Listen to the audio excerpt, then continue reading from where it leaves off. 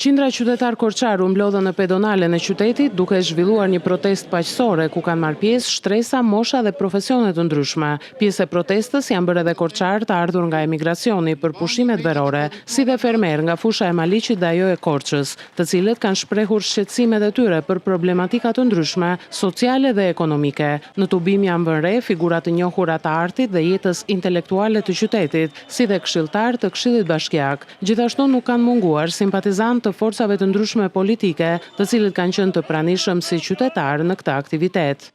Prandaj në këtë gojë, kitemi edhe njërë.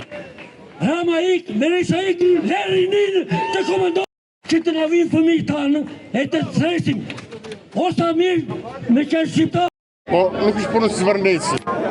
Këtu është punë edhe Bosdoveci dhe Pylli Drenovës dhe këto fushat dhe gjërat e bukura që kemi në rreth Korçës.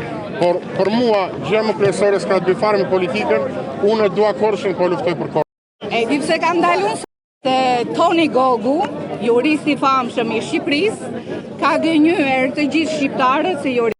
Ne duam një kryeministër që flet të zyrë për punë zyrtare, për pasurinë kombëtare dhe jo të përdor Toni Gogun të na tregoj që Trumpi ka dërguar.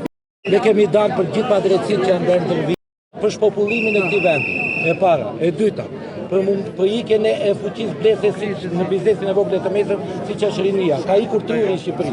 E treta, padrejtësitë, vjedhja dhe korrupsioni që i bëhet në kurisë të gjithë shqiptarëve e gjithë qytetarëve. E katërta, varfëria ekstreme e moshës së tretë, por varfëria në përgjithësi e gjithë qytetarëve. Ajo që ndodhi me Zvërnecin është e papranueshme.